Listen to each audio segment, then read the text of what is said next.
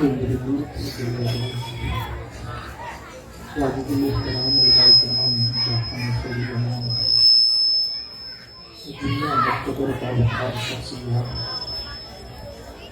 سامعین کرام السلام علیکم ورحمۃ اللہ تعالی وبرکاتہ۔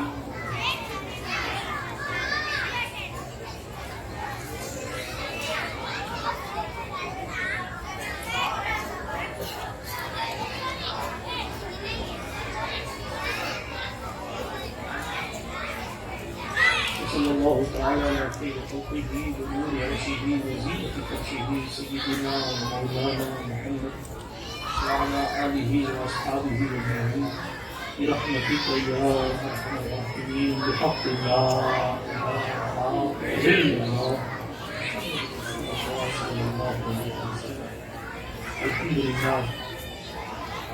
الحمد لله من شركه من عدمه ثم الصلاة على المختار في الكرم آمین تذکری جیران وزیر سلمی مزج قدم علی جرام مغرق بکن مولا یا صلی وسلم دائما مبدا علی حبیبک خیر الخلق کلهم محمد سید القومین والثقلین والفریقین من عرب ومن عجم هو الحبیب الذي ترجى شفاعته لكل مول من الأهوال المقتحم، ثم الرضا عن أبي بكر وعن عمر وعن علي وعن عثمان ذي الكرم والآل والصحابة ثم التابعين لهم أهل التقى والنقى والحلم والكرم۔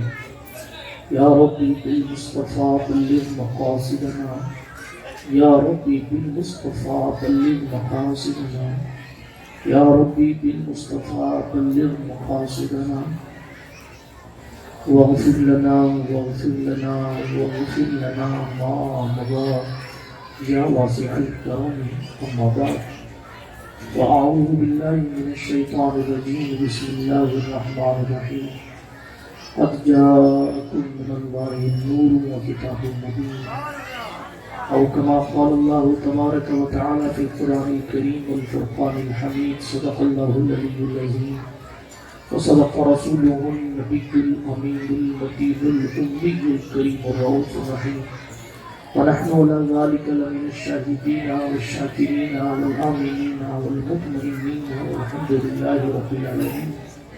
ہم پہ احمد کا ہو سایہ، ہم پہ اشرف کا کرم، سیدی مختار شرف کا صفا کے واسطے، اے شرف زمانہ اور زمانے مدد نما درہائے بسترا ذکریب کرم خوشا سربراہ شاہ کریمہ دستگیرہ اشرفا حرمتی روح پیغمبر نظر کن سوئمہ معین الدین حسن عالم پناہ بسوئے ماں غریبہ یکم جاہے پیر پیرا میر میرا شاہ جینا وزپا ایک نظر داری پر حال ماں پریشان و فتار لی خمسۃ نطفی بہا حر الوباء الحطمہ المصطفیٰ والمرتضیٰ والناغمہ والفطمہ بکار خیش حیرانم مغثنی یا رسول اللہ، پریشانم مغثنی یا رسول اللہ، ندانم جز تو ماوائے ندانم جز تو مل جائے،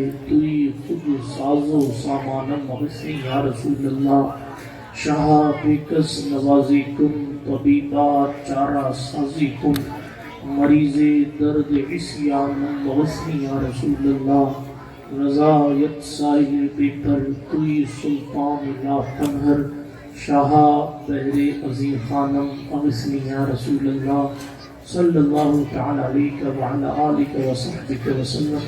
الہی خیر گردانی بحق مصطفیٰ و مرتضیٰ و شاہ جیلانی و شاہ سنانی۔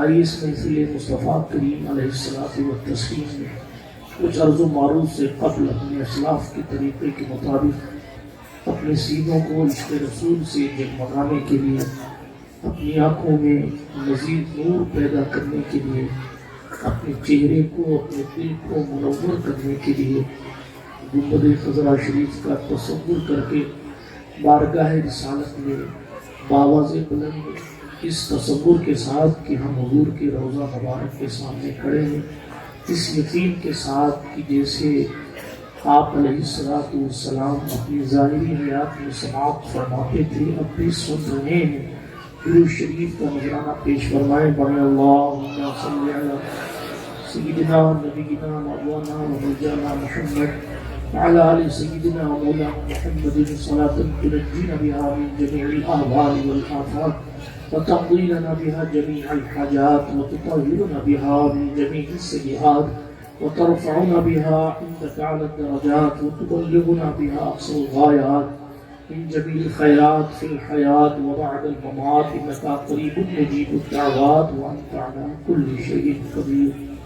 صبح طیبہ میں ہوئی بڑھتا ہے باڑا نور کا، صبح طیبہ میں ہوئی بڑھتا ہے باڑا نور کا، طیبہ میں صبح ہو تو ظاہر ہے کہ نور کا باڑا چہار یعنی بڑھتا ہوا نظر آتا ہے۔ صدقہ لینے نور کا آیا ہے تارا نور کا، صبح طیبہ میں ہوئی بڑھتا ہے باڑا نور کا، صدقہ لینے نور کا آیا ہے تارا نور کا۔ کہنے لگے کاف گیسو ہا دہن یا ابر آنکھیں عین سواد، تیری صورت کے لیے آیا ہے سورہ نور کا، تیری صورت کے لیے آیا ہے سورہ نور کا۔ لوگ جس دور میں اس میں الجھے رہے کہ حضور نور ہیں یا بشر ہیں، حضور بشر ہیں یا نور ہیں۔ کسی نے کہا کہ حضور صرف بشر ہیں، کسی نے کہا شاید صرف نور ہیں۔ جس دور میں صرف بشر کی رٹ لگانے والے اپنے فتوے عام کر رہے تھے، اس دور میں عشق و محبت کے مجسمے نے یہ اعلان کیا کہ صرف حضور نور نہیں ہے بلکہ نور بنت نور، زوج نور، ام نور، نور نور مطلق کی کنیز اللہ نے لہنا نور کا۔ اور صرف زہرا نور نہیں ہے، صرف پنجتن نور نہیں ہے، بلکہ عشق و محبت کے امام نے ایک قدم اور آگے بڑھایا اور وہ کہہ دیا جو صرف انہوں نے ہی کہا ہے کہ تیری نسل پاک میں ہے بچہ بچہ نور کا، تو ہے عین نور۔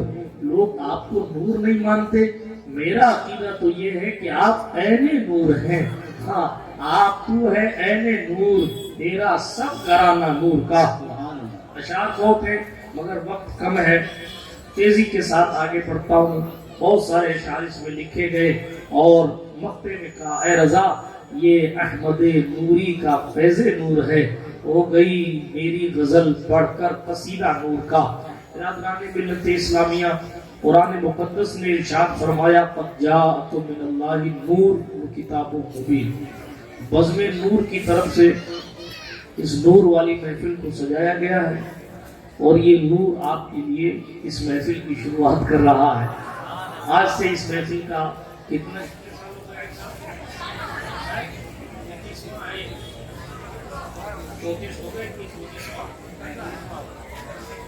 بہرحال 34واں یا 35واں یہ اجلاس الحمدللہ آج شروع ہو گیا اور 12 دن تک آپ الگ الگ لوگوں سے، ہو سکتا ہے کسی کا نمبر دو آ جائے، پھول آپ خوشبو سماعت فرمائیں گے، خوشبو سونگیں گے اور خطاب سماعت فرمائیں گے، اور سب کے لہجے الگ ہوں گے، انداز الگ ہوگا، ہو سکتا ہے باتیں بھی الگ ہو، مگر سب لوگوں کا مقصد ایک ہی ذات ہوگی جسے مقصود کائنات کہا جاتا ہے۔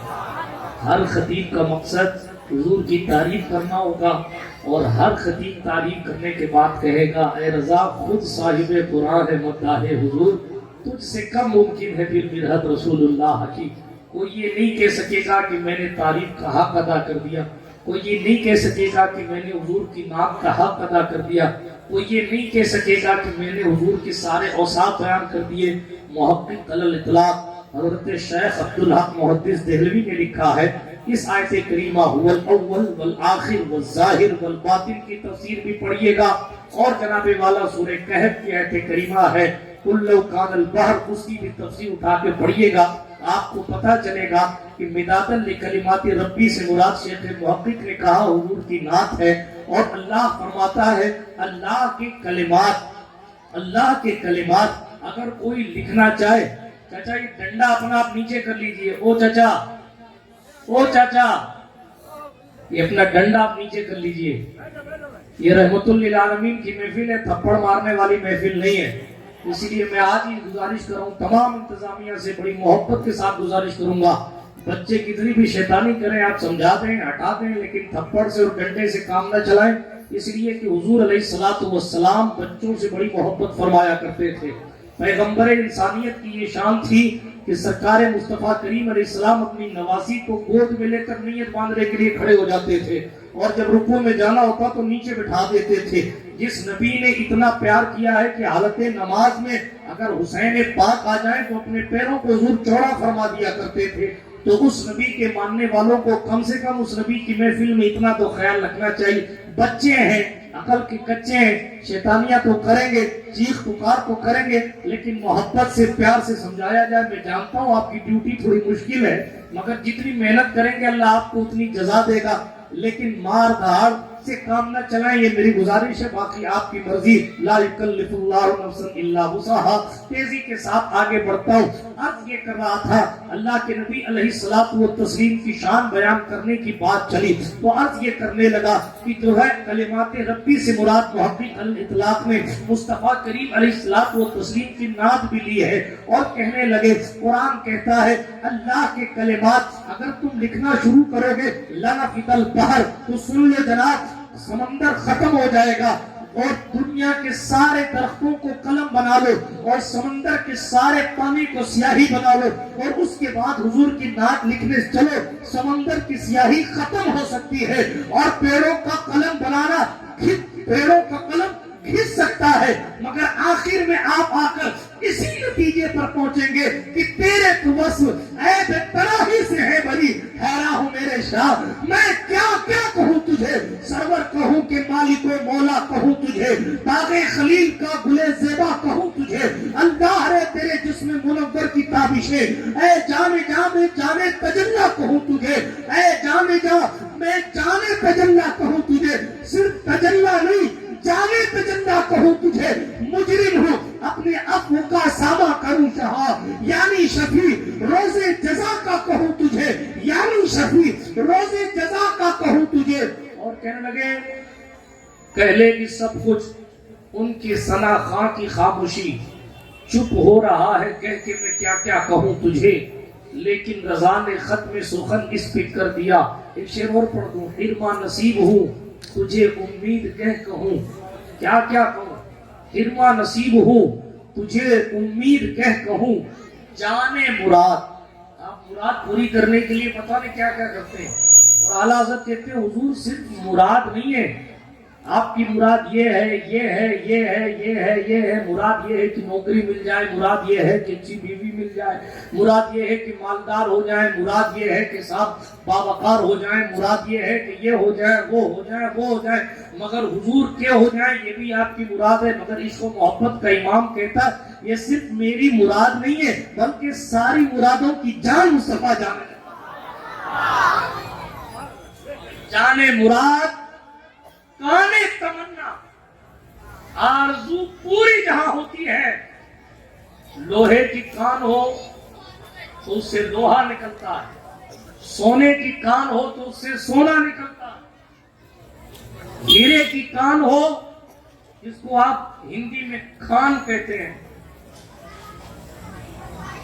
منڈور جاؤ تو راستے میں آتی پہاڑ وہاں سے، یہ پتھر کی کھان ہے صاحب، اس کو اردو میں کان کہا جاتا ہے، ٹھیک ہے، اس کو اردو میں کان کہا جاتا ہے، لفظ کان ہے، کان صرف اس کو نہیں کہتے، اس کو بھی کہتے ہیں، ایسے لفظ اردو کا زکام ہے، آپ زکام کہتے ہیں کیونکہ ہندی والے زکام کہتے ہیں، لیکن اردو لفظ بہر یار چلیں، زکام کام سے دور ہٹیے، کان کی بات کر رہا تھا، تو پتھر کی کان سے بھاٹے کی کان سے بھاٹا نکلتا ہے، پتھر کی کان سے پتھر نکلتا ہے، ہیرے کی کان سے ہیرا نکلتا ہے، اور جناب سونے کی کان سے سونا نکلتا ہے، لوہے کی کان سے لوہا نکلتا ہے، مگر اعلیٰ حضرت کہتے ہیں یا رسول اللہ آپ کی شان یہ ہے کہ تمنا لے کے عرضی دیتا ہوں، تمنا لے کے حاضری دیتا ہوں، ادھر تمنا لے کے حاضری دیتا ہوں۔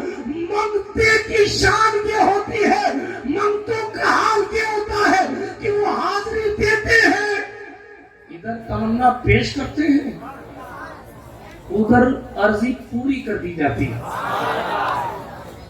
ادھر عرضی پوری کر دی جاتی ہے۔ اسی لیے کہا آپ آرزوؤں کی کان ہے، کسی چوکٹ سے اگر آرزویں پوری ہو جاتی ہیں، مرادیں ہی مرادیں بھر آتی ہیں، وہ چوکٹ محمد عربی صلی اللہ علیہ وآلہ وسلم کی چوکٹ ہے۔ ہم اور آپ جس کے نام کی محفل سجانے بیٹھے ہیں، تو عرض یہ کر رہا تھا کہ یہ ذکر مصطفیٰ ہے، جسے توفیق ملے خداوند قدوس کی طرف سے، وہ اس کو سننے اور سنانے کی سعادت میسر آتی ہے۔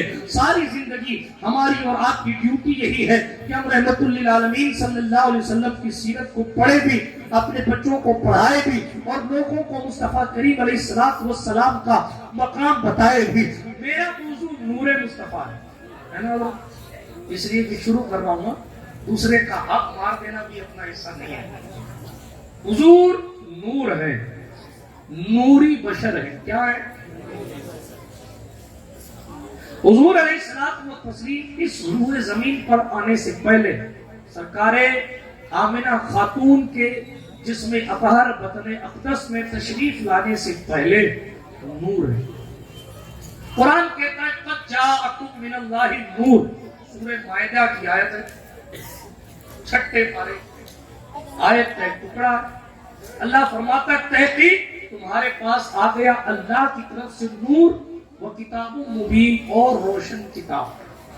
آپ کا پڑوسی کہے گا یہاں نور سے مراد قرآن ہے، نور سے مراد حضور نہیں۔ آپ پڑوسی کہتے ہیں، اللہ ان کو توفیق دے پڑھنے کی۔ علامہ امام فخر الدین رازی رضی اللہ تعالیٰ عنہ نے لکھا ہے کہ چونکہ نور و کتاب مبین کہا گیا، تو ہر سال آپ یہ سنتے ہیں کہ واو بیچ میں آ گیا، اور جہاں واو آتا ہے اور قابل غور ہوتا ہے، اور کہہ دیا گیا تو نور دوسری چیز ہو گئی، کتاب دوسری چیز ہو گئی، جس کی مثال دی جاتی ہے کہ امام صاحب اور مؤذن صاحب آئے، تو اس کا مطلب امام صاحب الگ ہیں، مؤذن صاحب الگ ہیں۔ اگر کہیں امام مؤذن صاحب آئے تو ایک بات الگ ہو جاتی، ہو سکتا ہے امام بھی مؤذن ہو، مؤذن بھی امام ہو، دیر کہیں ہوتا ہے ایسا۔ تو عرض یہ کر رہا تھا کہ جب اور آ گیا بیچ میں، آپ نے کہا رات اور دن، تو لوگ سمجھ جائیں گے کہ رات الگ چیز ہے، دن الگ چیز ہے۔ یا ہر سال سنتے رہتے ہیں۔ میں ان علماء کے نام گنا دیتا ہوں، دو چار نام گنا دیتا ہوں جن لوگوں نے نور سے مراد حضور لیا۔ امام جلال الدین سیوطی، ایک ایسی ذات جو ہر مکتبہ فکر میں مسلم ہے، امام جلال الدین سیوطی، ٹھیک، انہوں نے فرمایا کہ یہاں حضور علیہ السلام مراد ہے، اس نور سے مراد محمد صلی اللہ علیہ وسلم۔ امام بغوی فرماتے ہیں نور سے مراد حضور صلی اللہ تعالیٰ علیہ وآلہ وسلم ہے۔ تفسیر خازن کے علامہ خازن فرماتے ہیں اپنی تفسیر میں کہ یہاں نور سے مراد حضور صلی اللہ تعالیٰ علیہ وآلہ وسلم کی ذات ہے۔ اور جناب والا بہت ساری کتابیں ہیں جس میں یہ امام راضی فرماتے ہیں نور سے مراد حضور علیہ الصلوۃ والتسلیم کی ذات ہے۔ امام نصفی فرماتے ہیں نور سے مراد حضور صلی اللہ علیہ وآلہ وسلم کی ذات ہے۔ علامہ اسماعیل حقی صاحب تفسیر روح البیان فرماتے ہیں کہ یہاں نور سے مراد حضور علیہ الصلوۃ والتسلیم کی ذات ہے۔ اور مطلب علامہ سید محمود آلوسی فرماتے ہیں تفسیر روح المعانی کے مصنف فرماتے ہیں کہ یہاں نور جو قرآن میں آیا اس سے مراد حضور علیہ الصلوۃ والتسلیم کی ذات۔ یہ چند مفسرین کے نام میں نے لے لیے جو آج سے کئی سو سال پہلے کے ہیں۔ ان کئی سو سال پہلے کے اماموں کا یہ کہنا ہے، ان محدثین، ان علماء، ان مفسرین کا یہ کہنا ہے کہ اس آیت میں جو نور آیا ہے اس نور سے مراد مصطفیٰ جان رحمت علیہ الصلوۃ والتسلیم کی ذات ہے۔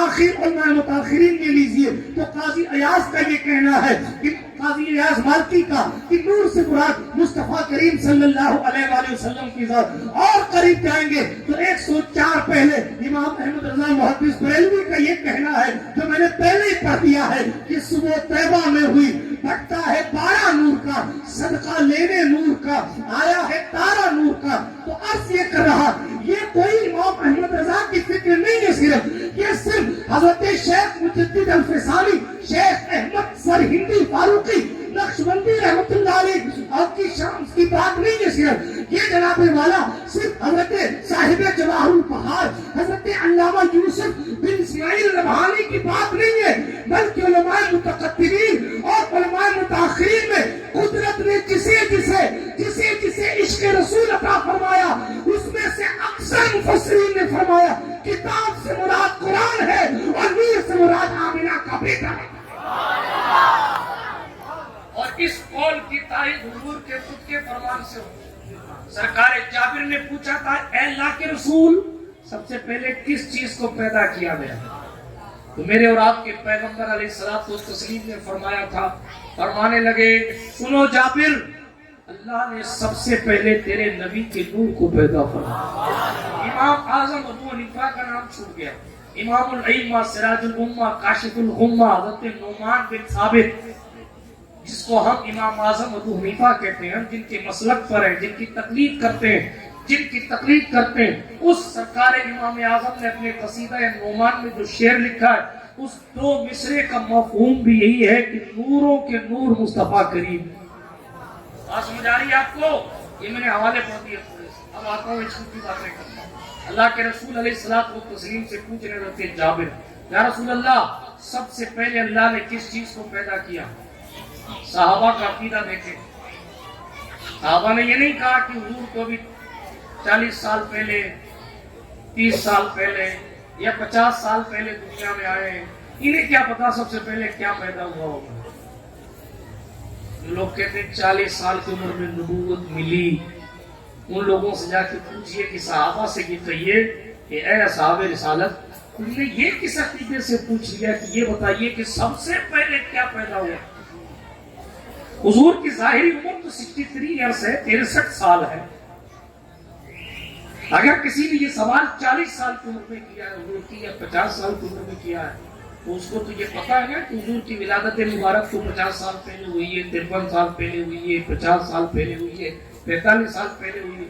لیکن صحابہ حضور کو اپنی طرح نہیں جانتے تھے، وہ جانتے ہیں کہ ہم 40 سال پہلے پیدا ہوئے ہیں، جب سے ہوشیار ہوئے ہیں تب کی ہی جانتے ہیں، جب سے ہم سمجھدار ہوئے تب سے جانتے ہیں کہ کیا ہوا ہمارے ساتھ، ہمارے محلے کے ساتھ، ہماری قوم کے ساتھ، ہمارے قبیلے کے ساتھ کیا ہوا۔ حاجی صاحب سے اگر کوئی پوچھے کہ 35 سال کی تاریخ تو یہ بتا دیں گے، لیکن کوئی 100 سال پہلے کی تاریخ ان سے پوچھے تو یہ کیا کہ بتا سکتے ہیں؟ نہیں بتا سکتے، آپ پوچھیں گے نہیں، اس لیے کہ آپ جانتے ہیں کہ ان کی عمر 100 سال نہیں ہے، تو یہ 100 سال پہلے کا قصہ کیسے بتا سکتے؟ جن کی عمر 200 سال نہیں ہے وہ 200 سال پہلے کا قصہ کیسے بیان کر سکتے؟ اس لیے کوئی کتنا بھی جوان ہو یا بوڑھا ہو کوئی نہیں پوچھے گا، اس لیے جانتا ہے کہ 200 سال پہلے ہوا کیا تھا، انہیں کیا معلوم، یہ تھے نہیں۔ بات سمجھ آ گئی آپ کی؟ بالکل آ گئی۔ لیکن صحابہ جانتے ہیں اگرچہ حضور ظاہری طور پر نہیں تھے، اگر حضور تھے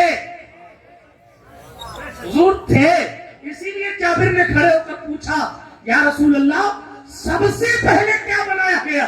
یہ نہیں پوچھا کہ جب آپ پیدا ہوئے تو قریش میں سردار کون تھا، یہ نہیں پوچھا کہ جب آپ سمجھدار ہوئے تو کعبے کا متولی کون تھا، بلکہ صحابی کی عقیدہ میں وہی عقیدہ جو امام احمد رضا کا ہے، اور کوئی غیب کیا تم سے نہا ہو بھلا، جب نہ خدا ہی چھپا تم پہ کرو۔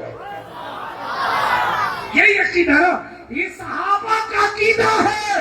حضور اگرچہ اتنے سال پہلے ظاہری حیات لے کر آئے، لیکن سب سے پہلے کیا ہوا تھا یہ بھی حضور کا۔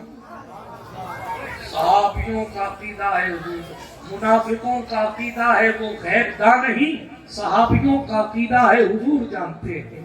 ہاں، مصطفیٰ کریم علیہ السلام سے سوال صحابی کر، یا رسول اللہ، سب سے پہلے کس چیز کو پیدا کیا گیا؟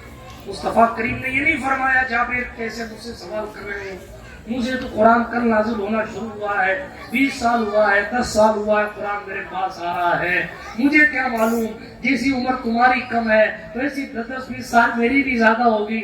ایسا کچھ حضور نے نہیں فرمایا، بلکہ جابر کے عقیدے کو اپنی جگہ مسلم رکھتے ہوئے حضور نے فرمایا اگر یہی پوچھ رہے ہو کہ سب سے پہلے کیا پیدا کیا گیا تو سنو، اے جابر تیرے نبی کے نور کو تیرے اللہ نے پیدا کیا. اور صرف یہیں پر بات ختم نہیں، فرمایا جس وقت وہ نور پیدا کیا گیا اس وقت جنت کا وجود نہیں تھا، جس وقت وہ نور پیدا کیا گیا اس وقت جہنم بھی نہیں بنائی گئی، جس وقت وہ نور پیدا کیا گیا اس وقت آسمان کا شامیانہ بھی نہیں تھا، جس وقت وہ نور پیدا کیا گیا تھا اس وقت زمین کا بچھونا بھی نہیں تھا. اے جابر جس وقت وہ نور بنایا گیا تھا اس وقت عرش و کرسی بھی نہیں تھی، جس وقت وہ نور بنایا گیا تھا اس وقت لوح و قلم بھی نہیں تھی. اے جابر جس وقت وہ نور پیدا کیا گیا اس وقت میں نہ کوئی جنات تھا نہ کوئی انسان تھا. جابر یہاں تک کہ آدم کا بھی وجود نہیں ہوا، یہاں تک کہ کوئی فرشتہ بھی پیدا نہیں کیا گیا، اس وقت تیرے نبی کے نور کو پیدا کیا گیا جس وقت کوئی فرشتہ ہی نہیں تھا. اور سن لیجئے حوالہ آ گیا نشر الطیب کس کی کتاب ہے؟ کتاب ہے تھانوی صاحب کی، تھانوی صاحب کی کتاب ہے. اور تھانوی صاحب کی کتاب میں آج صاحب کیا لکھا ہے؟ روایت سنیے.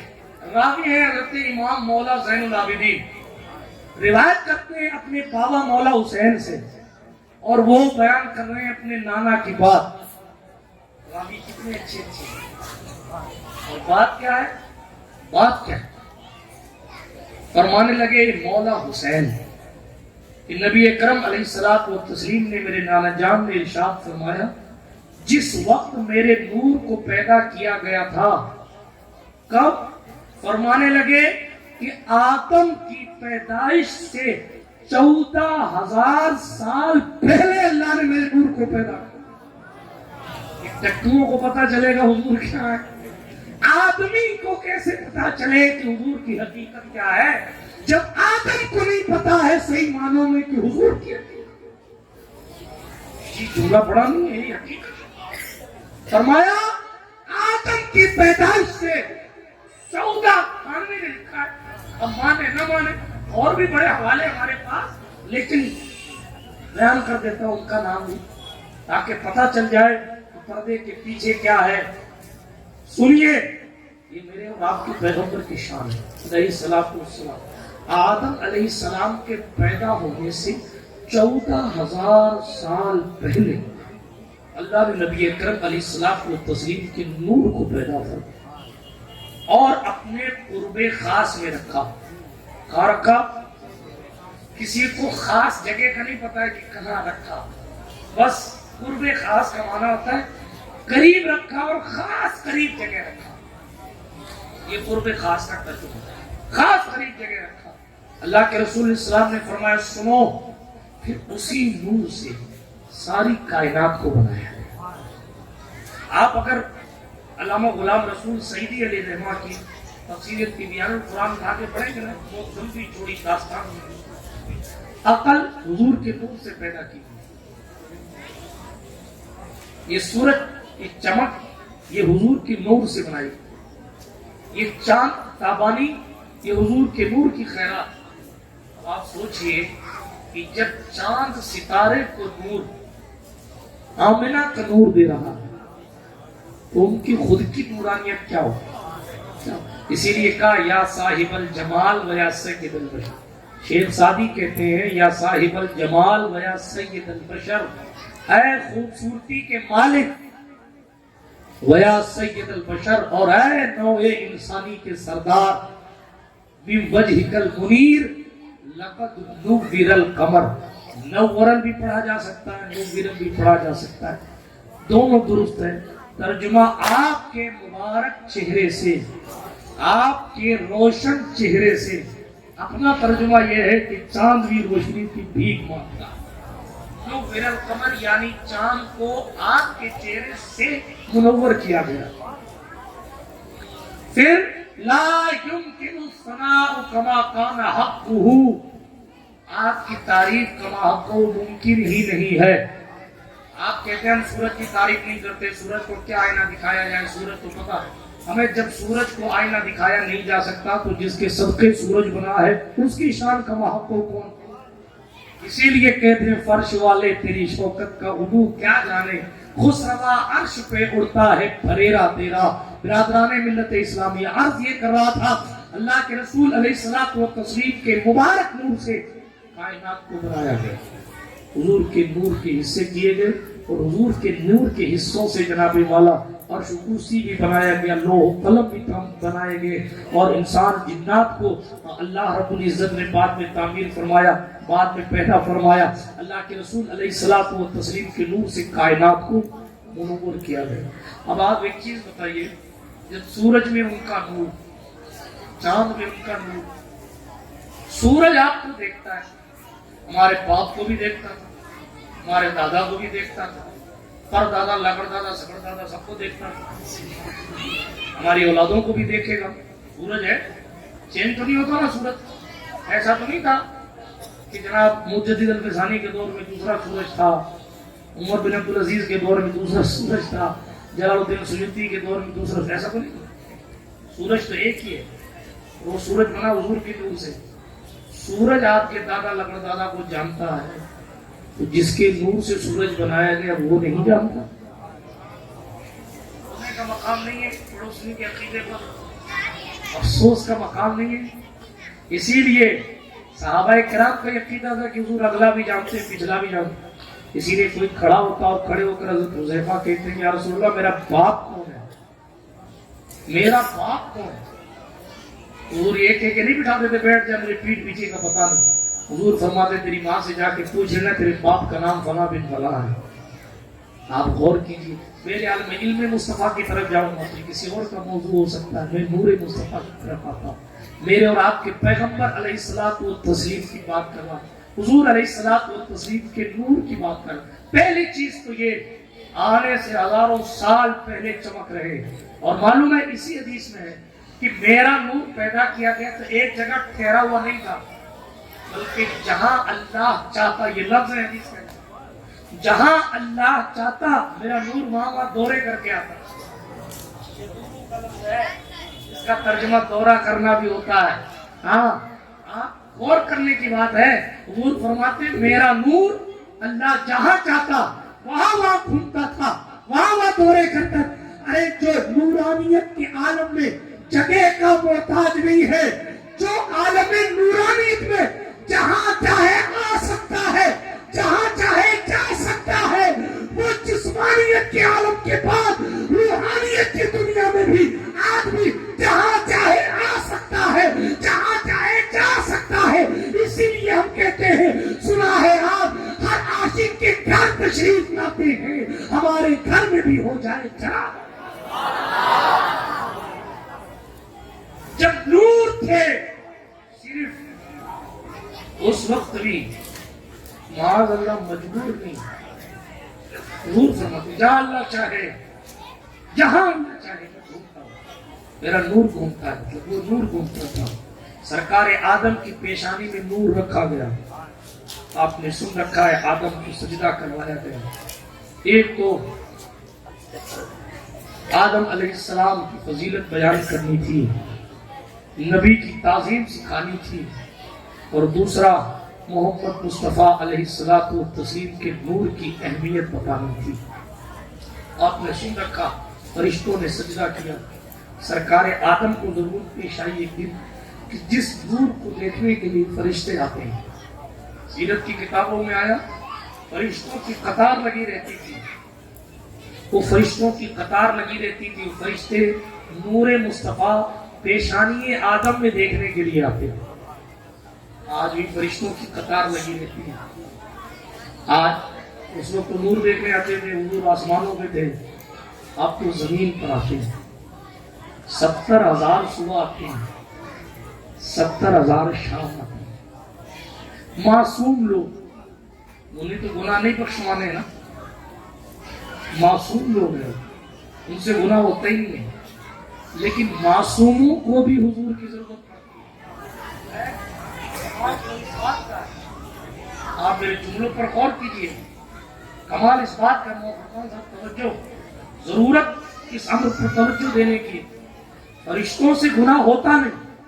قرآن کہتا وَلَوْ أَنَّهُمْ إِذْ ظَلَمُوا أَنفُسَهُمْ جَاءُوكَ، اگر وہ لوگ یعنی ایمان والے اپنی جان پر ظلم کر لیں یعنی گناہ کر لیں تو پریشان نہ ہو، وہ آپ کے دربار گہربار میں آ جائیں اور آپ کی چوکھٹ پر آ کر استغفار کریں اور آپ بھی ان کے لیے سفارش کر دیں تو اللہ کو توبہ قبول کرنے والا اور رحم فرمانے والا پائیں۔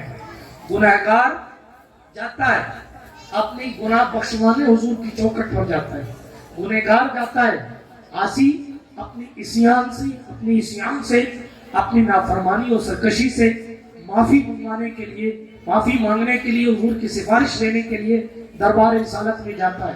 گنہگار اپنے گناہوں کو دھونے کے لیے دربار رسالت میں جاتا ہے۔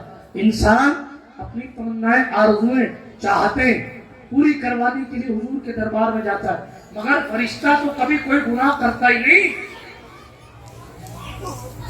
وہ تو معصوم ہے، ان سے تو گناہ ہو ہی نہیں سکتا۔ ہم اہل سنت کے عقیدے کے مطابق انسانوں میں صرف انبیاء معصوم ہیں، مخلوقات میں انبیاء اور فرشتے معصوم ہیں۔ بات سمجھ آ رہی ہے؟ انبیاء میں رسول بھی آ گئے، ٹھیک۔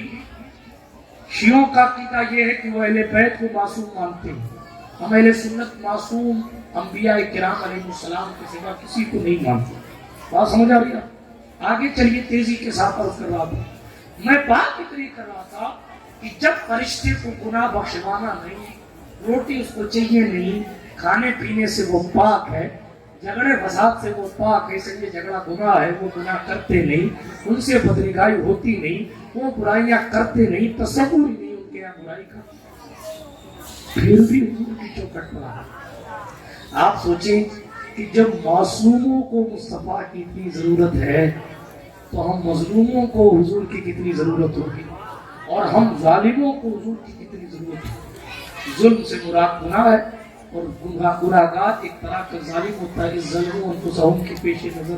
تو جب معصوموں کا کام ان کے بغیر نہیں چلتا، جب معصوموں کا کام ان کے بغیر نہیں چلتا تو پھر مجرموں کا کام ان کے بغیر کیسے چل سکتا ہے؟ وہ اور لوگ ہیں جو اپنے آپ کو کچھ اور سمجھتے ہوں گے، جن کو حضور کی ضرورت نہیں، لیکن ہمارا نظریہ، ہمارا انڈیا اور ہمارا عقیدہ تو یہ ہے، وہ جہنم میں گیا جو ان سے مستغنی ہوا، فرشتے اپنی جگہ ہے، خلیل اللہ کو حاجت رسول مصطفیٰ کے نور کی بات۔ تیزی کے ساتھ بیٹا بیٹھ جاؤ، تیزی کے ساتھ اختتام کی طرف آتا ہوں۔ اللہ کے رسول علیہ الصلوۃ والتسلیم کی نورانیت کی بات کر رہا ہوں۔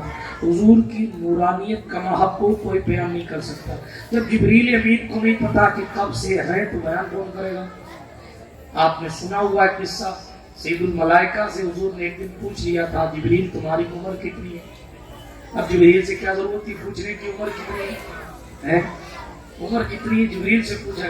جبریل آدم سے ملے، جبریل شیس علیہ السلام سے ملے، جبریل علیہ السلام میں نام لوں گا تو وقت بہت زیادہ ہو جائے گا، 1,00,000 کم و بیش 1,24,000 کم و بیش انبیاء کرام سے جبریل علیہ السلام کی ملاقات ہے۔ اللہ کی بات جبریل کے ذریعے نبی تک پہنچتی ہے، جتنی باتیں ہیں سب جبریل جانتے ہیں، اس لیے کہ نبی تک پہنچاتے ہیں، لیکن قرآن میں ایک نام بھی ہے جو جبریل بھی نہیں جانتے، پہنچاتے ہیں، جانتے نہیں ہیں، تاکہ پتہ چلے اور نبیوں کی شان اور ہے، محمد مصطفیٰ کا معاملہ ہو۔ طور پر کیا باتیں ہوتی ہیں، یہ موسیٰ کی بات مصطفیٰ کو بتا دی جاتی ہے، مصطفیٰ سے کیا باتیں ہوتی ہیں یہ کہہ کے چھوڑ دیا جاتا ہے۔ فَأَوْحَا إِلَىٰ عَبْدِهِ مَا أَوْحَا، بتا دیا، وحی کر دی اپنے خاص بندے کو، اللہ نے جو چاہا وحی کر۔ موسیٰ نے کیا کہا، موسیٰ کے ساتھ علماء نے کیا کہا، علماء کو موت کیسے آ گئی، پھر موسیٰ علیہ السلام کی دعا سے علماء زندہ کیسے ہوئے، موسیٰ کے پہاڑ کا کیا ہوا، موسیٰ فخر موسیٰ سیقہ کے راز کیا تھے، سب کچھ حضور پر کھول دیا گیا۔ مگر حبیب کو کیا کیا دیا گیا یہ راز رکھا، اس لیے کہ حبیب ایک ہے، جو باتیں حبیب کو بتائی جاتی ہیں اس منصب کا حبیب ایک ہے۔ یوں تو ہر اللہ والا حبیب ہے، جو سرکار غریب نواز کے ماتھے مبارک پر پیشانی اقدس پر لکھا تھا ھذا حبیب اللہ ماتا فی حب اللہ، یہ اللہ کا بھی تو حبیب اللہ معین الدین غریب نواز بھی، حبیب اللہ عبد القادر جیلانی بھی، حبیب اللہ نظام الدین سید محمد احمد محبوب الہی بھی، یہ سب اللہ کے نیک بندے، اللہ کے محبوب ہیں۔ حبیب اللہ سے مراد اللہ کے محبوب ہیں، ٹھیک ہے، مگر اس شان کا محبوب خلیل اللہ میں نہیں ہے تو کوئی اور عام امتی کیسے ہو سکتا ہے؟ تیزی کے ساتھ آگے بڑھتا ہوں، بات کو گھمانا پھرانا نہیں چاہتا۔ میرے اور آپ کے پیغمبر علیہ الصلوۃ والتسلیم کی بات چلی، یہ حضور علیہ الصلوۃ والتسلیم کی نورانیت کی حقیقت کوئی نہیں جانتا کہ مصطفیٰ کریم علیہ الصلوۃ والتسلیم کب سے ہیں۔ حضور نے فرما دیا بس سب سے پہلے میرے نور کو پیدا کیا گیا، سب سے پہلے میرے نور کو پیدا کیا گیا۔ جبریل سے پوچھا گیا عمر کتنی ہے تاکہ ابو بکر کی جماعت کو معلوم ہو جائے، عمر سن لے، عثمان سن لے، علی سن لے، ابو ہریرہ سن لے، دوسرے صحابہ سن لے۔ کیا جبریل سب سے ملتے ہیں، لیکن جبریل بھی جانتے ہیں، جبریل کو بھی یہ یقین ہونا چاہیے، جبریل کو بھی یہ پتہ ہونا چاہیے میں محمد مصطفیٰ، ایسا نہیں کہ میں صرف 53 سال یا 63 سال سے ہوں۔ جبریل کو بھی پتہ ہونا چاہیے کہ جب جبریل نہیں تھے تب بھی فاطمہ کا بابا عالم نورانیت کیا فرمایا؟ آپ نے سنا واقعہ نہیں پڑھتا، حضور علیہ الصلوۃ والسلام سے حضرت جبریل نے کہا تھا وہ ستارہ 70,000 سال میں ایک بار چمکتا تھا، میں نے اسے 72,000 مرتبہ دیکھا ہے۔ سرکار مدینہ علیہ تحیۃ والثنا نے فرمایا وعزت ربی انا ذلک الکوکب، مجھے میرے رب کی عزت کی قسم ہے وہ ستارہ میں ہی تھا۔ اب سمجھ آیا آپ کو؟ صدقہ لینے نور کا آیا ہے، تارا نور کا۔ اب تارا نور کا مصطفیٰ جان رحمت علیہ الصلوۃ والتسلیم بھی کسی زمانے میں تھے، نور کا تارا۔ اب یہاں کون تارا صدقہ لینے آ رہا ہے؟ جس کو جبریل کہا جا رہا ہے وہ اتارا لینے آ رہا ہے، رحمت عالم صلی اللہ علیہ وآلہ وسلم کی بارگاہ سے خیرات لینے آ رہے ہیں۔ کون؟ سید الملائکہ، جس دربار میں ہاتھ باندھ کر حاضر خدمت ہوتے ہیں۔ اور عرض کر رہا تھا یہاں جو مراد سرکار، یہ ولادت کا موضوع اس لیے میں نے چھوڑ دیا تھا، لیکن مصرع آیا ہے تو بیان کرتا چلو تاکہ آپ مسگائیڈ نہ ہو جائے۔ حضور علیہ السلام کی جو ولادت ہوئی تھی نا تو ستارے قریب ہو گئے تھے، ستارے قریب ہو گئے تھے۔ سرکار ام ایمن فرماتی ہیں ایسا لگتا تھا کہ ستارے ٹوٹ کے گر جائیں گے۔ حضور کی ولادت کے لوگوں کو لائٹوں سے پریشانی، ان ستاروں کو بھی طلاق دے دو، ان سے بھی جھگڑے کیا کرو کہ تم حضور کی ولادت پہ حضور کے گھر اتنے قریب کیوں آ گئے تھے؟ جو لوگ وہاں تھے، حضرت شفا عبد الرحمن ابن عوف کی ماں ہے، کہتی ہیں ستارے اتنے قریب آ گئے تھے لگتا تھا ٹوٹ کے گر جائیں گے۔ ستارے قریب آ گئے تھے، ستارے قریب آ گئے۔ اعلیٰ حضرت سے پوچھا گیا وہ ستارے قریب کیوں آئے تھے تو کہنے لگے اس لیے کہ صبح طیبہ میں ہوئی بٹا ہے باڑا نور کا، صدقہ لینے نور کا آیا ہے تارا نور کا۔ یہ بھی مطلب ہو سکتا ہے، یہ بھی مطلب ہو سکتا ہے۔ پھر اس کے بعد حضور کے مدینہ شریف پہنچنے کے بھی، وہاں تشریف لے کر آنے کے بھی معاملات اور وہاں کا بھی مطلب ہو سکتا ہے۔ اگر میں ایک شہر کی تصریح کروں گا اور تشریح کروں گا تو بہت ساری باتیں کھل کر سامنے آئیں، اس لیے کہ ایک محدث کا شعر، ایک مجدد کا شعر ہے، ایک مصرے کے کئی معنی اور مفہوم کئی مرتبہ نکلا کرتے ہیں۔ دامن وقت میں گنجائش کا میں تیزی کے ساتھ آگے بڑھتا ہوں۔ میرے اور آپ کے پیغمبر علیہ الصلوۃ والتسلیم کی نورانیت کی شان کیا رہی، میں کیا کیا بیان کروں۔ دنیا میں آنے سے پہلے وہ چمک رہے، آدم انہی کی وجہ سے چمکے، سرکار شیس کی چمک انہی کی وجہ سے ہے، حضرت ابراہیم خلیل کو چمک انہی کی وجہ سے ہے، نوح کی کشتی کو کنارہ انہی کی وجہ سے ہے، سرکار مصطفیٰ کا نور ہے تو حضرت اسماعیل ذبیح اللہ کو مینا کی وادی میں بچا لے رہا ہے، ورنہ ابراہیم خلیل کے ہاتھ میں چھری ہے، سامنے اسماعیل ذبیح کا چہرہ مبارک गला मुबारक है मगर चूड़ी नहीं चलती, क्योंकि मिना की वादियां गवाह है, पेशानी में इस्माइल के मुस्तफा का नूर है। अगर यहाँ चूड़ी चल गई तो फिर इस्माइल के खानदान में मोहम्मद अरबी को आना है। मुस्तफा करीम सल्लल्लाहु अलैहि वसल्लम के नूर से पूरा खानदान चमकता रहा, चमकता रहा, चमकता रहा। इब्राहिम की दुआ का नाम मोहम्मद मुस्तफा है। हुजूर फरमाते हैं अना दावत इब्राहिम, मैं इब्राहिम खलील की दुआ हूँ, वो बशारत ईसा, और मैं ईसा अलैहिस्सलाम की खुशखबरी हूँ, और मैं वो अपनी माँ का ख्वाब हूँ जो मेरी माँ ने ख्वाब देखा था। मुस्तफा की नूरानियत की शान ये। सैयदा आमिना कहती मेरा शहजादा मेरे पेट में आया तो मुझे पता नहीं चला, बोझ महसूस नहीं हुआ, और होता भी कैसे जो कायनात का बोझ अपने कंधे पर उठाने आया है वो अपनी माँ के लिए बोझ तो नहीं बन सकता। सैयदा आमिना की बहुत सारी बातें आगे चल के आप सुनेंगे। अभी मैं सिर्फ इतना अर्ज करके गुजरता हूँ। मुस्तफ़ा पैदा हुए ना जिस वक्त विलादत बासादत नूर की बात सिर्फ एक आगे करके गुजरता हूँ। सैयदा आमिना फरमाती है मैंने अरब की सरजमीन से कई सौ किलोमीटर दूर तक रोशनी ही रोशनी देखी। ये नूर है, इस शाम का नूर है। हुजूर पैदा हुए तो पूरा कमरा नूर से भर गया। ये सुहानी घड़ी चमका तैबा का चाँद, उस दिल अफरोज साअत पे लाखों सलाम। इस नूरानियत को बशरियत का लिबास पहनाकर कुदरत ने मक्कतुल मुकर्रमा की सरजमीन पर भेजा। अल्हम्दुलिल्लाह उस जगह 2 रकात में पढ़ के आया हूँ जो हुजूर अलैहिस्सलातु व तस्लीम की विलादत गाह है। उस पर लाइब्रेरी बना दी गई है। उसके दाएं बाएं उन्होंने बड़े बड़े बोर्ड लगा दिए हैं। जिनको मिलाद से परेशानी है उन्होंने बोर्ड लगाए हैं, मगर आशिकों के लिए कानून की पाबंदियाँ कहाँ है। अगर वीज़े की पाबंदी हो तो वो तसव्वुर में जालियों में जा आते हैं, और अगर जनाबे वाला वहाँ पहुँच कर भी पाबंदियाँ हो तो वो हुकूमतों की निगाहों से छुप के भी जनाबे वाला सलाम मोहब्बत पेश कर देते हैं। आज की तारीख में वहाँ मुस्तफ़ा करीम अलैहिस्सलातु व तस्लीम का मौलिद जो है, पैदाइश की जगह जो है, वहाँ लाइब्रेरी बना दी गई, उसको मुकफ़ल कर दिया गया है, ताले लगा दिए गए, वहाँ कोई जा नहीं सकता। लेकिन बहरहाल उस उन फिजाओं को और उस जगह को देखकर आज भी लोग लाइब्रेरी की दीवार को चूम लेते हैं। पूछा कि तो ये लाइब्रेरी है, वो का घर थोड़ी है। कहा होगी लाइब्रेरी, मगर बनी तो उस जगह है जिस जगह से मेरे मुस्तफा की विलादत जहाँ हुई। किसी दौर में वो घर मोहम्मद अरबी का घर था, इसलिए कि वो घर आपके वालिद गिरामी हजरत अब्दुल्ला का घर था। बहरहाल तेजी के साथ आगे बढ़ता हूँ। उस घर की तारीख ये रही कि सरकार मदीना अलैहिस्सलातु व तस्लीम को वो घर अपने वालिद माजिद से मिला। सैयदा आमिना का वो घर था। हुजूर अलैहिस्सलातु व सलाम की वहाँ विलादत हुई। हुजूर अलैहिस्सलातु व तस्लीम जब मदीना मुनव्वरा में तशरीफ ले जाने लगे तो आपने अकील बिन अबू तालिब और उनके खानदान को ये घर दे दिया था, और फिर उन लोगों ने जनाबे वाला उनके पास ये घर रहा। और घर रहने के बाद एक उनकी औलाद ने हारून रशीद की माँ जब मक्कतुल मुकर्रमा पहुंची तो उनके हाथ ये घर बेच दिया गया। उन्होंने वहाँ मस्जिद तामीर करा दी। फिर हारून रशीद की बीवी हजरत जुबैदा जब वहाँ पहुंची तो उन्होंने मस्जिद को और आलीशान किया, इसलिए कि ये विलादत गाहे मुस्तफा है। मुस्तफा यहाँ पैदा हुए हैं।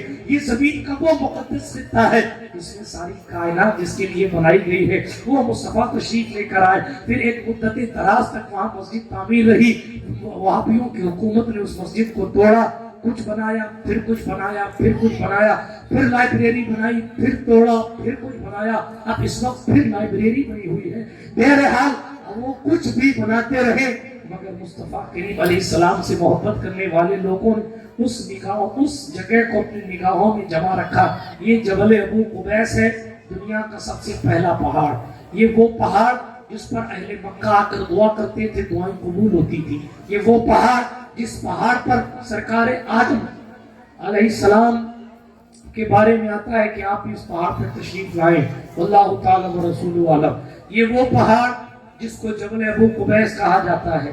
अल्लाह के रसूल अलैहिस्सलातु व तस्लीम से पहले इब्राहिम खलील ने जब काबा तामीर फरमाया था और हजरत इस्माइल को कहा था जाओ पत्थर तलाश करके लाओ, तो इसी जबल अबू कुबैस के दामन में तूफान नूह जब आया था तो उस वक्त हजर अस्वद और मकाम इब्राहिम को इन दोनों पत्थरों को इसी पहाड़ के दामन में छुपाया गया था।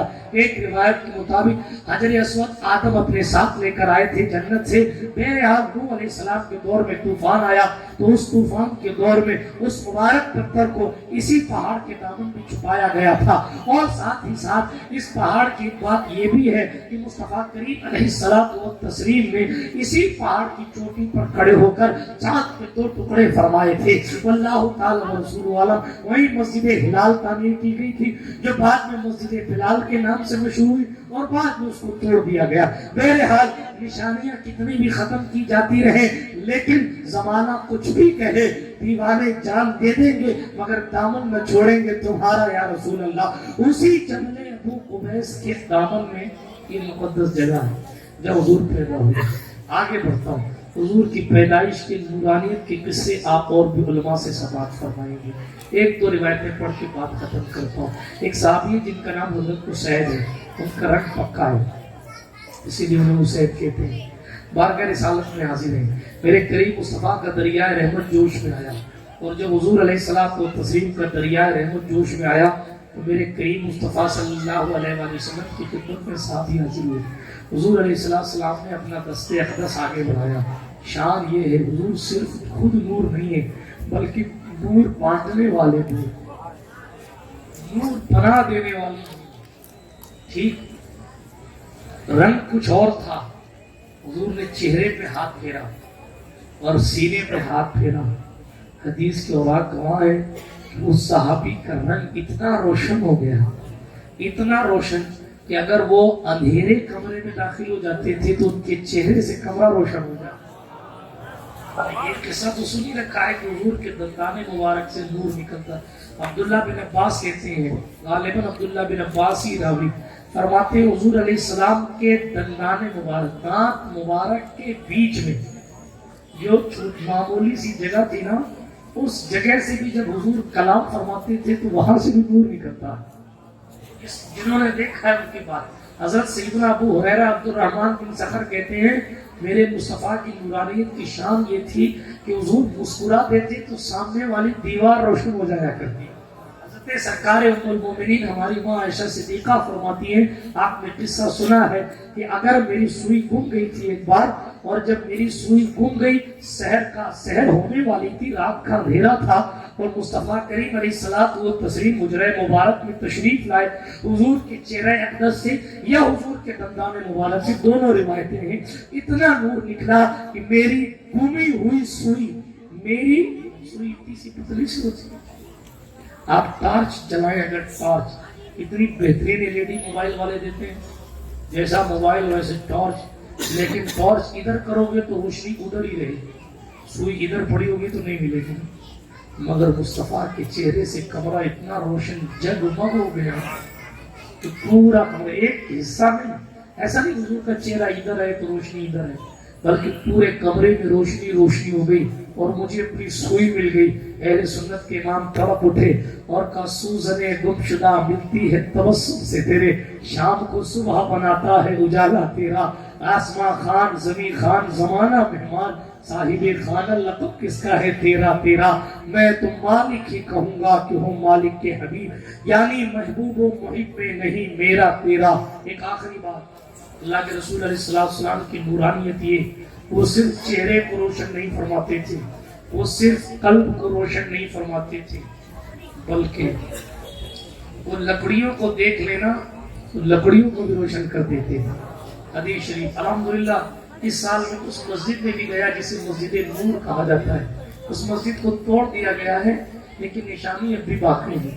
یہ وہ جگہ ہے، میرے مصطفیٰ کریم علیہ السلام کی باتیں کلام سماعت فرماتے آپ نے سنا ہے کہ رات تاخیر ہو گئی، رات میں 2 صحابی اپنی جگہ سے اٹھے اور حضور علیہ السلام سے اجازت چاہی، عرض کہ یا رسول اللہ علیہ السلام جانا ہے اور روشنی کا کوئی ٹھکانہ نہیں، موذی جانور بھی راستے میں ہیں، جنگل اور پہاڑ اس وقت تھے، پہاڑ کی کثرت تھی اور پہاڑوں میں کوئی بھی موذی تکلیف دہ چیز مل سکتی ہے، روشنی کا کوئی ذریعہ ہمارے پاس نہیں ہے۔ آپ نے سنا حضور علیہ السلام نے ایسا مبارک عطا فرمایا کہ اپنا ہاتھ مبارک اس لاٹھی پر لگایا، وہ لاٹھی روشن ہو گئی اور وہ چلتے رہے۔ آج کی تاریخ میں بھی جب میں اس مسجد پہ پہنچا تو اچھی خاصی دوری ہے مصطفیٰ کریم علیہ السلام کے حجرے سے اس جگہ پر۔ یہ جنت البقیع کے راستے سے گئے ہوں گے، اس وقت یہ پہاڑی تھی، بہرحال کس راستے سے گئے وہ تو اللہ ہی جانتا ہے۔ ہم جب گئے تو اچھا خاصا وقت لگا ہم کو پہنچنے میں، اور کئی کلومیٹر تک جانے کے بعد پھر وہ مسجد آئی، وہاں تک ایک لاٹھی روشنی دیتی رہی۔ پھر وہ جگہ تھی، وہ جگہ بیر الحجیب ہے، وہاں اور بھی بہت سے مقدس مقامات ہیں۔ مسجد نور کسی زمانے میں تھی، وہاں عمر بن عبدالعزیز نے یا ترکیوں نے وہاں مسجد تعمیر کی تھی، اس یاد میں کہ وہ جب دو صحابی اتنی دور پہنچ گئے، اتنی دور تو ایک ہی لاٹھی سے چلتے چلتے آ گئے، مگر جب یہاں پہنچے تو ان کا راستہ دوسرا تھا، ان کا راستہ دوسرا تھا۔ آپ نے سنا ہے تو جس جگہ وہ جدا ہوئے اور جس جگہ لاٹھی سے دوسری لاٹھی روشن ہو گئی، اس جگہ لوگوں نے مسجد تعمیر کر دی۔ اب آپ ذرا اپنے عقیدے کی خیر لیجئے، پڑوسیوں سے کہیے کہ مصطفیٰ ہاتھ رکھ دے، مصطفیٰ ہاتھ رکھ دے تو لاٹھی روشن، لاٹھی دوسری لکڑی کو روشن کر دیتی ہے۔ مصطفیٰ سینے لگا لے تو ابو بکر نے کتنوں کو روشن کیا ہوگا، مصطفیٰ کو کندھے پر اٹھانے والے علی حیدر کرار نے کتنے کو روشن کیا۔ ہمیں لکڑیوں کو چھونے سے، جب لکڑیوں میں نور بانٹنے کی طاقت آ جاتی ہے تو جس حسین کی رگوں میں محمد مصطفیٰ کا خون دوڑ رہا تھا، چھونے سے لکڑی روشنی دینے والی بن جاتی ہے، نگاہ ناز ڈال دینے سے لکڑی روشنی دینے والی بن جاتی ہے۔ تو جسے پوری زبان دی تھی اس حسین بن علی کے سینے میں کتنی نعرہ تکبیر، نعرہ رسالہ، شان مصطفیٰ۔ بہت سوچ سمجھ کر امام علیہ سنت نے کہا تیری نسل پاک میں ہے بچہ بچہ نور، تو ہے عین نور تیرا سب گھرانہ نور کا، میں قدا تو بادشاہ بھر دے پیالہ نور کا۔ جب لکڑیوں کو نور دے رہے ہیں تو ہم مجرموں کو بھی دے دیں، لیکن کس چیز کا نور دیں؟ چمک تجھ سے پاتے ہیں سب پانے والے، دل چمکا دے، دل، چہرہ چمکانے کی بات نہیں، نام چمکانے کی بات نہیں۔ حالانکہ ایک جگہ کی کام وہ لے لیجیے تم کو جو راضی کرے، ٹھیک ہو نام رضا تم پہ کروڑوں درود، یعنی میرا نام بھی چمکتا رہے۔ کیوں؟ اس لیے تاکہ میرا دل چمکے گا تو نام چمکے گا۔ چمک رہا، دل کو منور کرنے کی کوشش کیجیے۔ ہم دل کو روشن کرنے کے بجائے چہرے پر محنت زیادہ کرتے ہیں اور لباس پر محنت زیادہ کرتے ہیں، یہی وجہ ہے کہ ہم پیچھے رہ گئے۔ بلال حبشی کا رنگ پکا تھا مگر دل اتنا روشن تھا کہ جنت میں رہنے والی حوریں بھی سلامی پیش کرتی ہیں، دل کی روشنی ہے۔ بہرحال تو عرض یہ کر رہا تھا کہ لگے میں گدا تو بادشاہ بھر دے پیالہ نور کا، نور دل دونہ تیرا بے ڈال سرخا نور کا۔ اللہ پاک ہمیں رات کو اس نور کی خیرات عطا فرمائے۔ مصطفیٰ کریم علیہ الصلوۃ والتسلیم کے صدقے و طفیل ہماری قبر کو بھی روشن فرمائے۔ جب عقیدہ نور لے کر آپ قبر میں جائیں گے، ہاں چہرے پر روشنی، رنگ کسی کا کیسا بھی ہو لیکن چہرے کی کشش دیکھی جاتی ہے۔ بہت سے ایسے گورے ہوتے ہیں جو گورے ہو کے بھی اچھے نہیں لگتے، ہاں، اور بہت سے ایسے کالے ہوتے ہیں جن کے چہرے پر اللہ نے ملاحت رکھی ہوتی ہے اور ان کے چہرے پر کشش ہوتی ہے، دل ان کے چہرے کی طرف کھینچتا ہے۔ تو اس لیے اگر صرف گورا ہونا کافی ہوتا تو سارے انگریزوں کو ولی کہہ دیا جاتا، ایسا تو نہیں، ایسا تو نہیں۔ اگر حضور کی خدمت میں روم کے خوبصورت سہیل ہیں تو حبشہ کے بلال بھی ہیں، اور حضور بتا رہے ہیں کہ بلال کو کعبے کی چھت پہ چڑھا کے میں بتا رہا ہوں کہ گورے کو کالے پر فضیلت حاصل نہیں ہے الا بالتقوی، ان اکرمکم عند اللہ اتقاکم۔ مصطفیٰ کریم علیہ الصلوۃ والتسلیم نے مذہبی تعصب، مسلکی تعصب، خاندانی تعصب، ان تمام تعصب سے اوپر اٹھنے کا درس دیا ہے۔ اگر آپ خاندان باز ہو گئے، جیسا کہ ہمارے معاشرے میں یہ چیز عام ہو گئی ہے. میری بات بری لگے تو معاف کیجیے گا. بشتیوں کی شادی بشتیوں میں ہوگی، قریشیوں کی شادی قریشیوں میں ہوگی، لوہاروں کی شادی لوہاروں میں ہوگی، کوسیوں کی شادی کوسیوں میں ہوگی، فلاں کی شادی نیوارگروں کی شادی نیوارگروں میں ہوگی. یہ شریعت کا حصہ نہیں ہے. حضور علیہ الصلوۃ والتسلیم نے اس لیے الگ الگ قبیلے سے بھی شادی فرمائی. سب سے پہلی چیز قبیلہ بنو امیہ سے پردادا کی جنگ تھی. حضور علیہ الصلوۃ والتسلیم نے حضرت عثمان کے گھر میں اپنی بیٹی دی اور خود ابو سفیان کی شہزادی سے شادی کی حضرت سرکار ام حبیبہ سے. ٹھیک ہے، قریش دشمن تھے کسی دور میں، حرب کے دور میں بنو امیہ کے، اور بنو امیہ قریش کے دشمن تھے.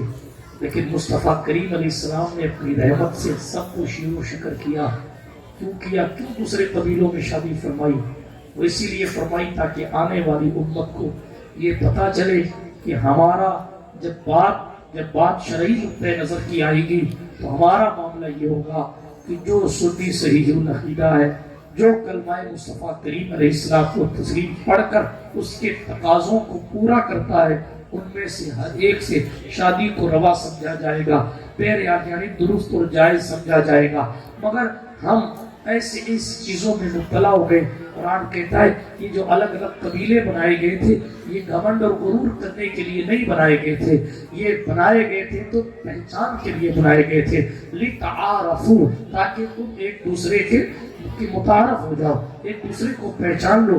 یہ نہیں کہ میں قریشی ہوں تو افضل ہوں، وہ اموی ہے تو افضل نہیں ہے. اس لیے مصطفیٰ کریم کی نسبتیں اپنی جگہ مسلم ہیں، میں ان کی بات نہیں کر رہا. لیکن مصطفیٰ کریم علیہ الصلوۃ والتسلیم نے فرمایا کسی عربی کو کسی اجمی پر فوقیت نہیں ہے. اگر کوئی یہ کہے کہ میں عرب کا ہوں تم عجم کے ہو، میں افضل ہوں اس لیے کہ میں عرب کا ہوں، حضور نے اس کی اس فکر کو بالکل مسترد فرما دیا.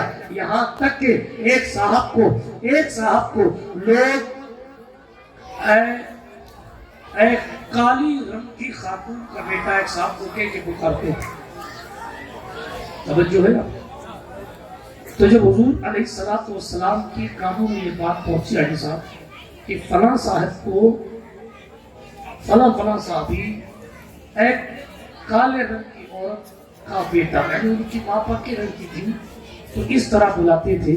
تو حضور علیہ السلام نے ناراضگی ظاہر فرمائی اور فرمانے لگے اگر اس طرح پکارتے ہو تو پھر تم مجھے کیا کرو گی؟ اتنی بڑی بات کہ مجھے پیدا آمنہ خاتون نے کیا، ان کے نور کی تو بات ہی نکالی.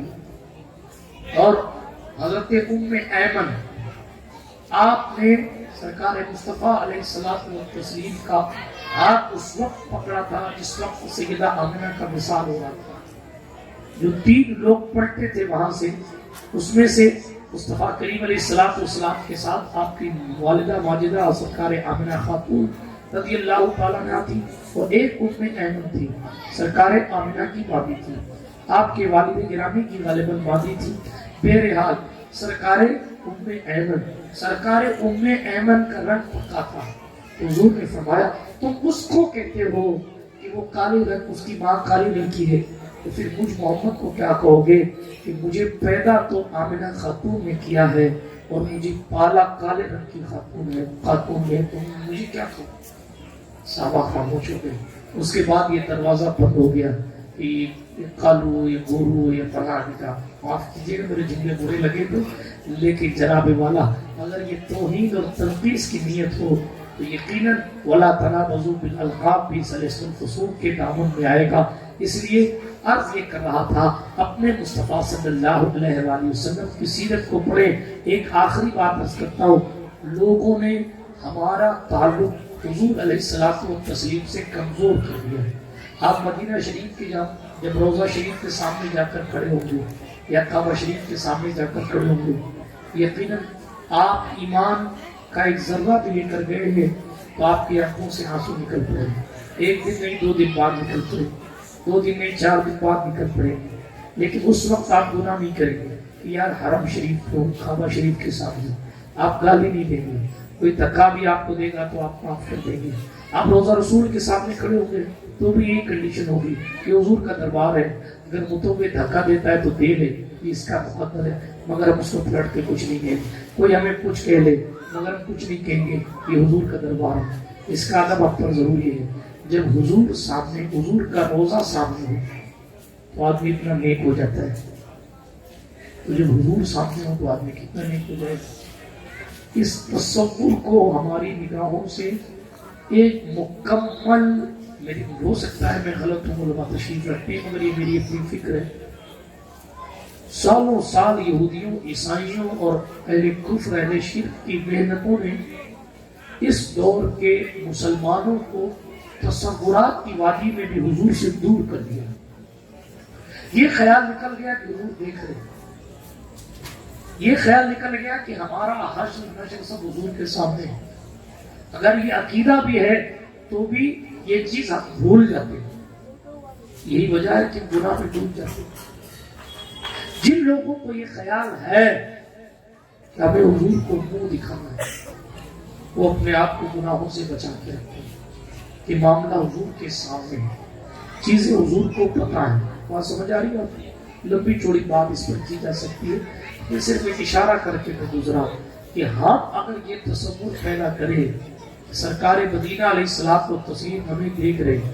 آپ کو معلوم ہے علماء سنت نے لکھا ہے کہ جب بارگاہ رسالت عالم پناہ میں حاضر ہو تو ہاتھ ایسے باندھو، یقف کما یقف الصلاۃ، ایسے کھڑے ہو جیسے نماز میں ہاتھ باندھ کر کھڑے ہوتے ہو، پیٹھ کعبے کی طرف کر لو، چہرہ حضور کی جالیوں کی طرف کر لو، اور اس طرح سلام اس عقیدے کے ساتھ پیش کرو کہ حضور علیہ الصلوۃ والسلام جس طرح اپنی ظاہری زندگی میں بیٹھ کر صحابہ کرام کو ملاحظہ فرماتے تھے، اس وقت بھی قبر انور میں تشریف فرما ہو کر ہمارے سلام کو سن رہے ہیں، اور کرم فرمائیں گے تو انشاءاللہ جواب بھی عطا فرمائیں گے۔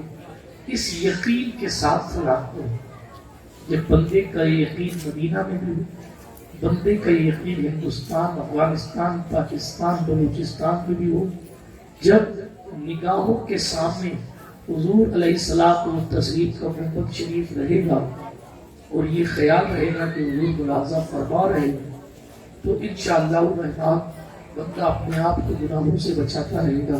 اللہ پاک ہمیں اور آپ کو حضور علیہ الصلوۃ والتسلیم سے سچا عشق عطا فرمائے، اور حضور علیہ الصلوۃ والتسلیم کی سنتوں پر عمل پیرا ہونے کی سعادت خیر عطا فرمائے۔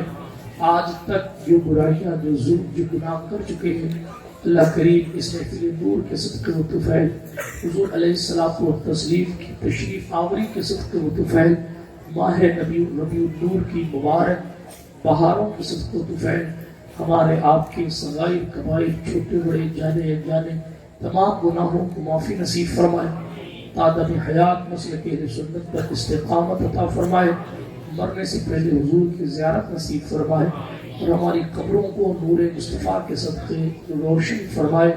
اللہ پاک ہمیں اور آپ کو دونوں جہان کی رسوائی سے معمون و محفوظ فرمائے۔ اس محفل سعید میں جس نے حصہ لیا، اللہ سب کو حسب نیت جزائے خیر نصیب فرمائے۔ استغفر اللہ تعالی ربی من کل ذنب واتوب الیہ۔